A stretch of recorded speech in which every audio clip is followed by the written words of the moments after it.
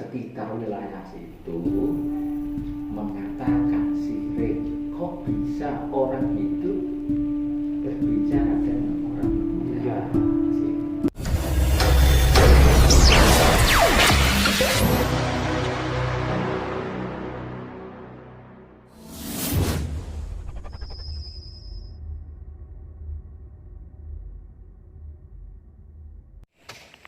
Assalamualaikum warahmatullahi wabarakatuh. Berjumpa lagi dengan saya Herman, Family Channel Sejarah dan Budaya. Seperti yang kalian lihat teman-teman, di belakang saya ini adalah sebuah bangunan, yaitu makam dari Mbah Jakopati ya. Mbah Jakopati ini adalah sesosok aulia, yaitu tokoh agama di zaman eranya. Dan bagaimana situasi di dalamnya, tetap ikuti saya. Mari kita lihat sama-sama.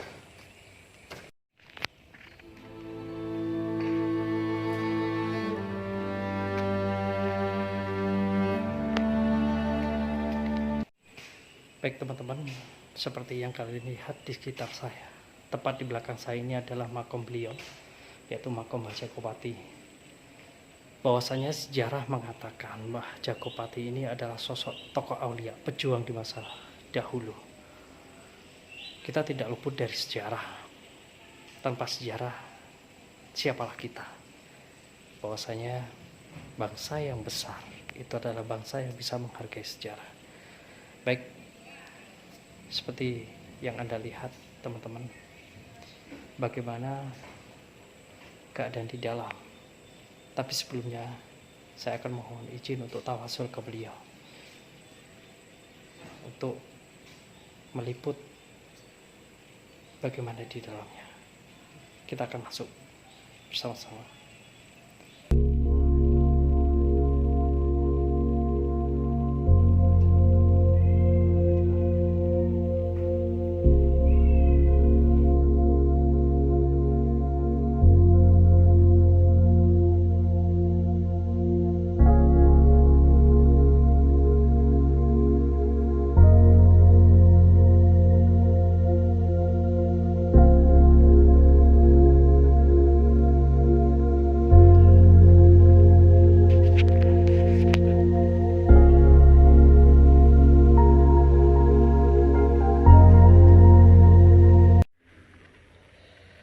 Sejarah silsilah Sultan Banten dan putra-putra.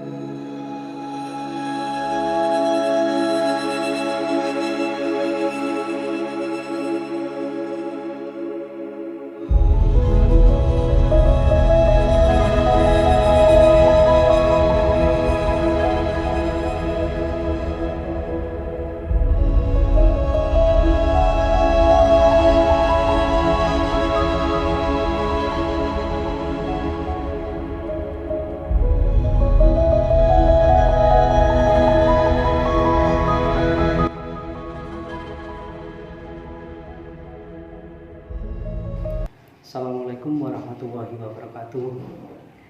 Salam sejahtera, salam sejarah, dan salam budaya. Baik, pada kesempatan di siang hari ini Alhamdulillahirobbilalamin, saya sudah berjumpa dengan asma atau nami sinten Pak? Muhammad Abidin. Oke, Muhammad Abidin.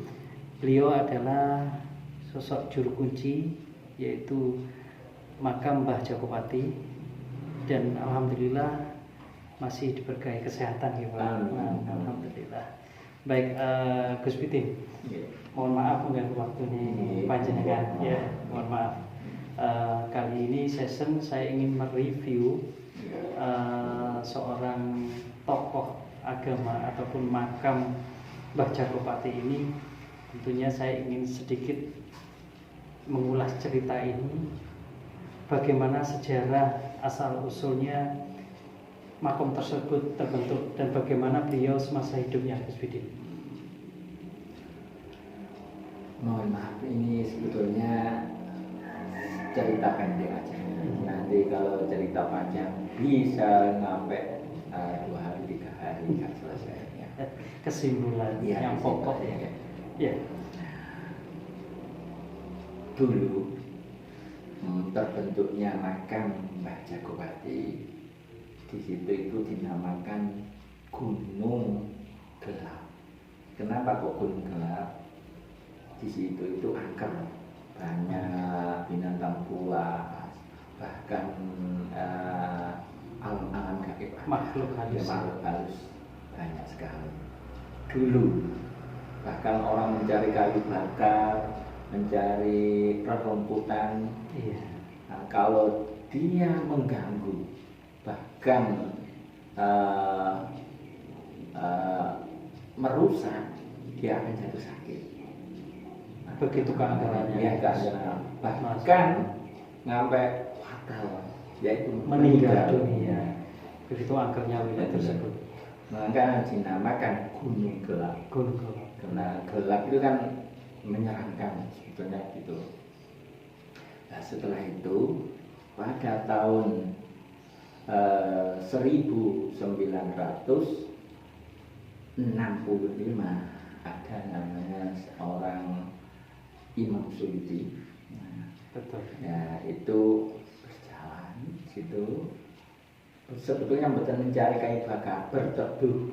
Berteduh. Iya. Ya. Tidak ada niatan dari kayu bakar. Ya enggak niat apapun. Istirahat. Nah, istirahat karena di sebelahnya itu ada sawah ladangnya di situ. Nah, karena hujan berteduh akhirnya masuk di sekitar Gunung Gelap itu. Pas di makam tadi, pendopo dan makam. Nah, itu melihatnya heran, hawanya sejuk, enak, Damai. nah, turun boten kehujanan, tidak kehujanan di sekitar makam itu. Hujan lebat. Ya, walaupun hujan lebat gak kehujanan. Saat di tempat berteduh beliau. Ya, pas di makam. Di makam. Nah, setelah itu daun-daun pun yang berserakan gak ada, selalu Bersih. bersih, tertata rapi. Nah, setelah itu heran, kok nyaman, kok enak, Ada apa ini ada dalam apa hati? di sekitar ini. Nah, setelah itu hujan sudah selesai, reda, pulang. Nah, lambat hari, di dalam angan-angan itu gak enak. Pertanyaan-tanya terus. Bertanya-tanya gak enak, kenapa, ada apa, seperti itu. Betul. Penasaran. Nah, setelah itu ditirakati dan diadoi, barulah bisa bertemu, dan ya secara gaib dan secara mimpi apapun itu namanya, Mendapat riado. nah, riado di situ, Iya. tirakat di situ, disuruh untuk membersihkan sekitar situ. Masya Allah. Nah, akhirnya pulang, tepaan di Jatisari itu ada jamaah tahlil. Masih jarang jamaah tahlil, mau tahun segitu. Iya. Nah, dijak untuk ke sana membersihkan. Setelah dibersihkan, bahkan diberi mandat itu tanya jawab dengan si makam itu tadi. Sebagai istilah juru kunci. Iya, motivasi. Motivasi Setelah itu, nah, sekitar Bulu Lawang, Tajinan, Karangjambe, Jatisari, bahkan sekitar wilayah situ mengatakan sirik. Kok bisa orang hidup berbicara dengan orang meninggal? Kata ulama ustaz ya sekitar situ Tokoh-tokoh agama mengatakan itu sirik. Disirikan.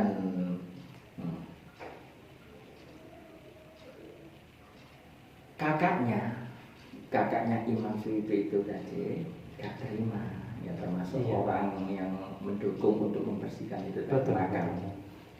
Mentasehan ke Mbah Yai Hamid Pasuruan.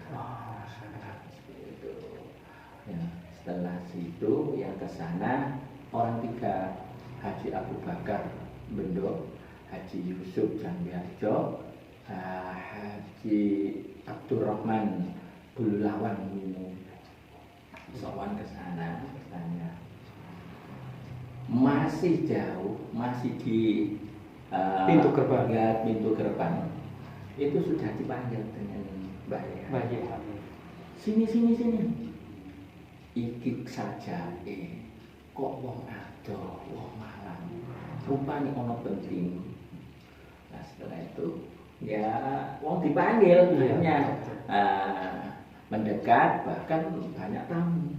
Iya. Ditanya ada apa? Ono opo? Kok saja penting? Diceritakan mriku wonten makom, Mbak Yai. Mboten asal dicicipi terus haram sing bagaimana. Oh iya, sing awakmu gawa iku apa? Ternyata orang 3 ini membawa bungkusan lemah dari sana, dari makam itu tadi. Tanpa diceritakan terlebih dahulu, almarhum Yai Hamid ini sudah tahu.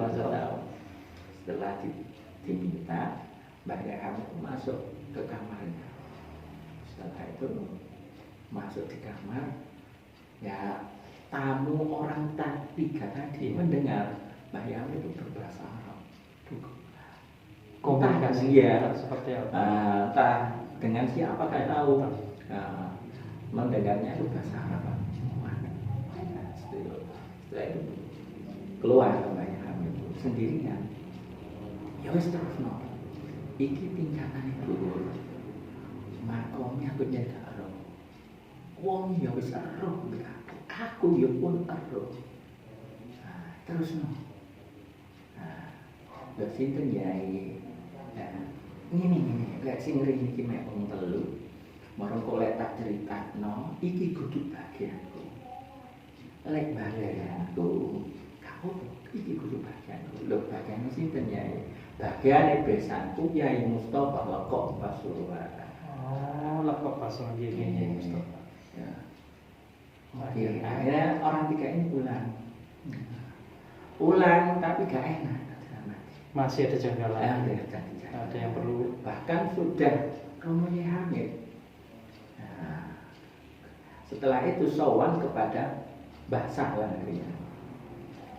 Sowan kepada Mbah Sahlan Kriyan sama persis jawaban. Ya, seperti Mbah Yai Hamid. Kesana bergaya Mustofa Lekok. Yai Mustofa Lekok. Mbah Yai Mustofa Lekok. Ini lek sing rini wong 3 engko cerita rono gak kuat. Aku saulan kas diundang nang Anur Bulu Lawang. Setelah nanti pengajian jenengan tagih nanti kula ceritakan. Akhirnya selang 1 bulan banyak ini. Setelah pengajian mau jamaah Jatisari Bendo ratusan ya. Banyak orang menyaksikan ini. Setelah itu Mbah Yai Hamid ditangguti. Padahal kan Anur masih belum ada Anur 1, Anur 2, Anur 3. Cuma Anur mawon. Anur ya masih sugeng iki Mbah Yai Anwar. Masih bodohnya masih kecil. Iya. Setelah cerita ditangguti. Di mana sejarahnya? Bahkan Mbah Jagopati ini orang yang tertua di Malang sebagai batalion Jagopati. Wali Songo adalah organisasi. Organisasi walinya Setunggal kan muncul lagi. Iya. Organisasi seperti organisasi NU. Nah, sebetulnya Wali 9 itu yang 3 Jawa Barat, 3 Jawa Tengah, 3 Jawa Timur. Akhirnya 9. Iya. Akan tetapi makam yang banyak itu kan ada di Jawa Timur. Wali Songo itu mempunyai 4 batalion di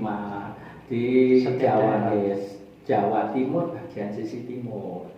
Ini ada di Malang, Mbah Jagopati, Untung Suropati di Pasuruan, Suryopati di Grati Pasuruan, Wongsopati di Jember Puger. Jagopati nama Syekh Mahmud Yusuf, Untung Suropati nama asli, Suryopati namanya Ahmad Suryono, Wongsopati namanya Ahmad Komarudin. Di Malang ini mempunyai anak buah 40 wali, termasuk Imam Sujono Gunung Kawi, Syekh Jakaria Gunung Kawi, Syekh Abu Naim Batu, Mantu Jati Bakis, Beke Ageng Ribe, bahkan nyampe 40 wali. 40 wali, Masya Allah.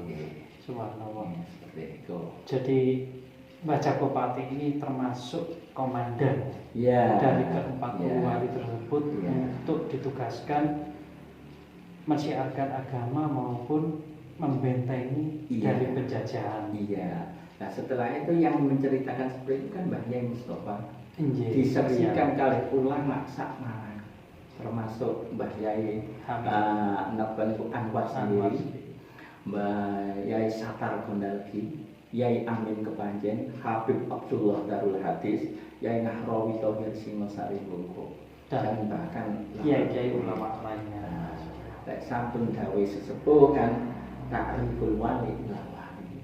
Yang tahu wali ya sama-sama wali. Kalau kita melihat Mbah Yai sanes wali kan keliru. Kita keliru.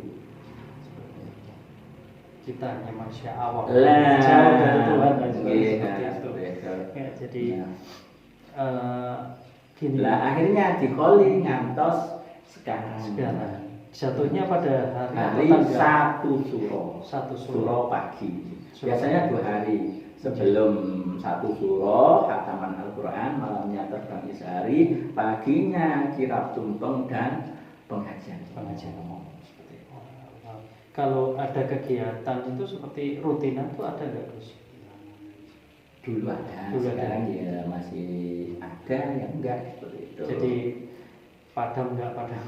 Iya, nah itu itu kan ningali situasi orang-orangnya tersebut. Nah, bahkan karena ada corona kemarin, itu kan mulai terhenti karena corona.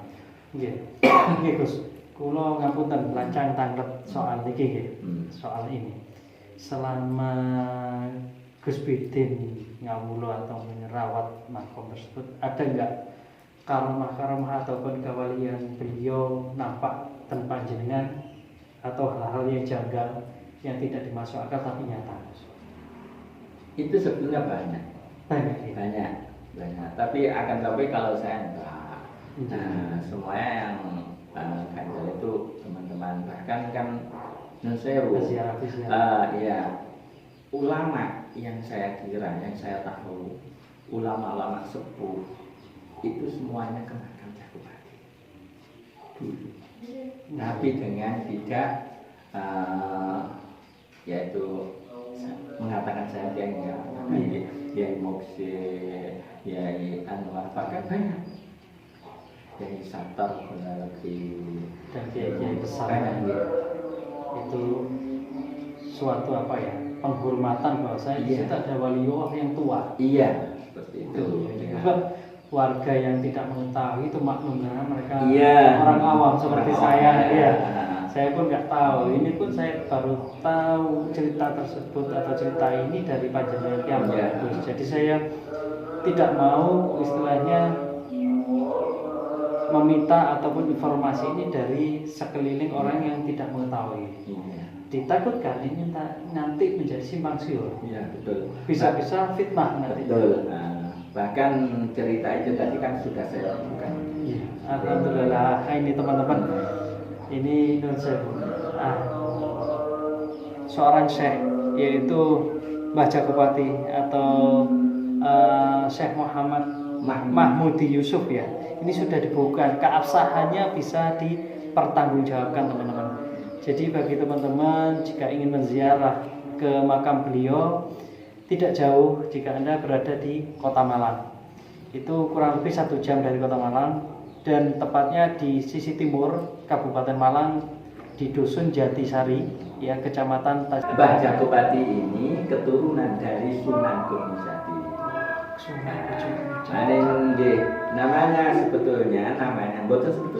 Namanya Syekh Muhammad Mahmudi bin Yusuf. Sebenarnya orang bin Yusuf, Syekh Yusuf Tasikmalaya, Jawa Barat. Ya, seperti itu. Di sana terkenalnya Tubagus Mahmudi. Nah, nanti kalau lihat makam di sana, di makam itu kan ada makamnya 2, Mbah Jangkar dan Mbah Putri. Yang putrinya Mbah Siti Jumirah keturunan dari Bujuk Perang Meduro, Koneng. Mungkin kalau jangan kepada Madura, Bantu Ampar, ada Bujuk Tomeng, Bujuk Lontong, Bujuk Parang, bahkan banyak. Kalau boleh tahu Gus, beliau ini di era zaman siapa Gus, masa hidupnya? Ini ada versi 2. Versi kedua itu dengan Diponegoro, Pangeran Diponegoro. Beliau kan dari Kraton juga. Kraton Jogja Solo. Ya, dikenalnya dengan Panembahan Jakupati. Kalau di versi Diponegoro, itu kan Diponegoro dijebak Belanda. Akhirnya teman-temannya, bukan anak buahnya sebetulnya, teman-temannya termasuk Untung Suropati yang terkenal di buku Jakupati, Suryopati, Wongsopati, itu mundur bukan takut, untuk mengatur strategi untuk berperang. Itu versi saat yang kedua nih. Untuk versi yang pertama tadi Gus? Mungkin. Versi yang pertama yaitu tadi Panglima Besar Wali Songo. Iya.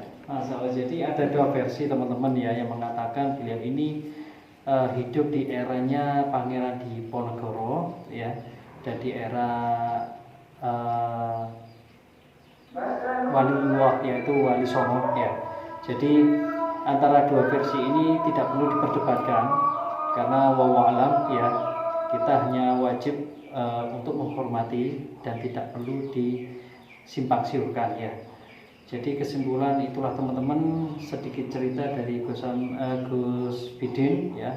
Rumah beliau di Dusun Jatisari ya, Kecamatan Tajinan. Jadi kesimpulannya teman-teman, beliau ini mempunyai dzurriat ya. Salah satunya Nun Sewu, cicitnya yaitu Gus Bidin ini sendiri, yaitu putra dari Mbah Suyuti selaku juru kunci yang pertama. Sudah generasi keempat. Masya Allah. Jadi ayah panjenengan itu generasi yang ketiga mungkin. Saya kelima. Jadi ayahandai Gus Bidin ini yaitu generasi keempat, dan Gus Bidin ini jatuh ke generasi yang kelima.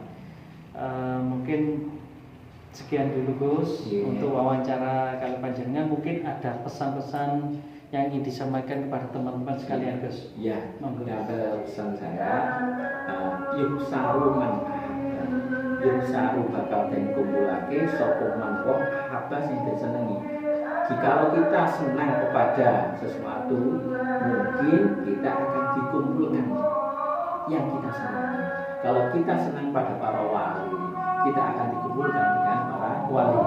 Nah, wali pun dawuh Kanjeng Nabi, inna auliya ala yamutu.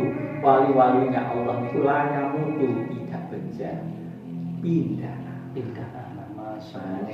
Seperti ini kita ketahuan, akan tapi kita tidak tahu. Betul seperti itu. Mungkin seperti itu. Dan kita tambahkan lagi, yaitu anak cucu. Nah, keturunan itu ada dua versi. Satu binasab, jelas nasabnya. Dua bisabab. Sebabnya kok sebab seneng termasuk anak cucu ini. Begitulah teman-teman penyampaian pesan-pesan dari beliau. Marilah kita telaah bersama dan kita jaga kewalian-kewalian pendahulu kita, yaitu para syekh, para aulia. Kita wajib bukan hanya mengetahui, tapi kita turut menjaga. Inilah suatu budaya di Indonesia yang sangat indah dan sangat-sangat luar biasa. Baiklah, sekian dari saya. Apabila ada kesalahan tutur kata maupun sikap, saya mohon maaf yang sebesar-besarnya. Akhirul kalam, wassalamualaikum warahmatullahi wabarakatuh. Salam sejarah dan budaya Nusantara.